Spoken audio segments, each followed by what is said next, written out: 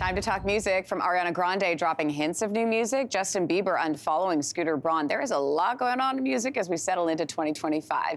Here with all the details, iHeartRadio's Ruby Carr. Happy New Year. Hi, Happy New Year. Good morning. Nice to see you. Okay, so let's talk about Ariana Grande. You watched the Golden Globes. Yes. So you heard her say that there's new music potentially? Yeah, so on the red carpet at the Golden Globes, she said that while she's not in the studio right now, she confirmed that there is an attachment to Eternal Sunshine. So she already released the slightly deluxe version of Eternal Sunshine, and now she said there's an attachment, whatever that means. I'm assuming it's more of a deluxe version, I guess. Is that what people say, attachment, or is that her language? This is her. This is the conscious uncoupling of 2025, I guess. I don't know. So she said that there's an attachment to Eternal Sunshine. Cool. As for when we're gonna get that, I don't know, but at least it means that though she's not in the studio right now, we are gonna get new music from Ariana Grande, which I know people are really craving, especially after seeing her in Wicked, and it feels like everybody wants more. Well, sure, and this is the time to do it, right? Yes. The momentum is here. I mean, her voice is absolutely incredible. Yes. Have you ever gone back to watch like when she was really little and singing? No, but I should. I ended up in a weird like Ariana Grande internet place, but her voice is just like, you could tell from a very, very young age that she was just spectacular, and she still is. Yes. Anyway, looking forward to that. There's a little Ariana Grande for you this morning. Okay, so fans on social media, I have to ask you about this. They noticed that Justin Bieber had unfollowed Scooter Braun, who was his like really long time manager. Yes. Part of like the discovery of Justin Bieber, Scooter Braun's name has always been attached to him. So what's going on here? Yes, so he unfollowed him. One of the fan comments I saw said it was like watching your parents get divorced, them unfollowing each other on social media.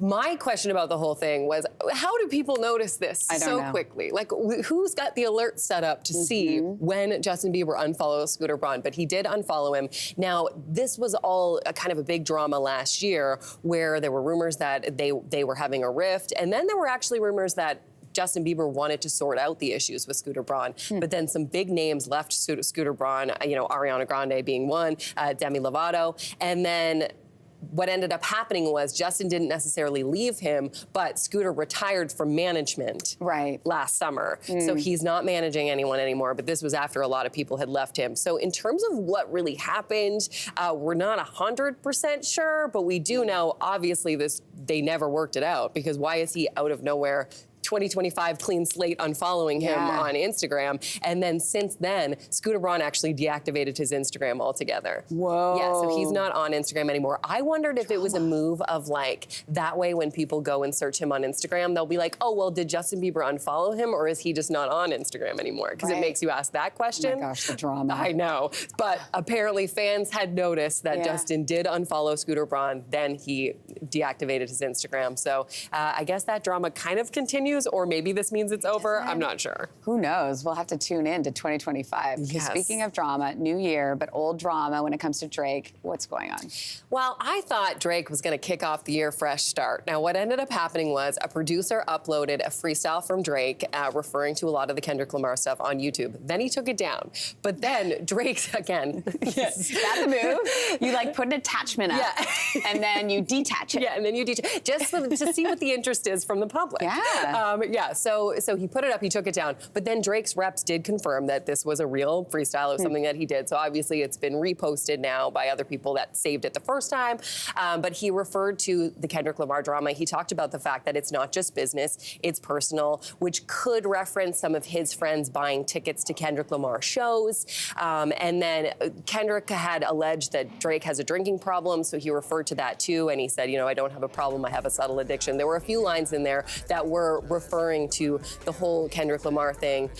Here's what I have to wonder, though, because this has been going on, it feels, for so long. Kendrick Lamar is going to be performing the halftime show at the Super Bowl next month. Right. And then he's going on a stadium tour with SZA. Kendrick is busy.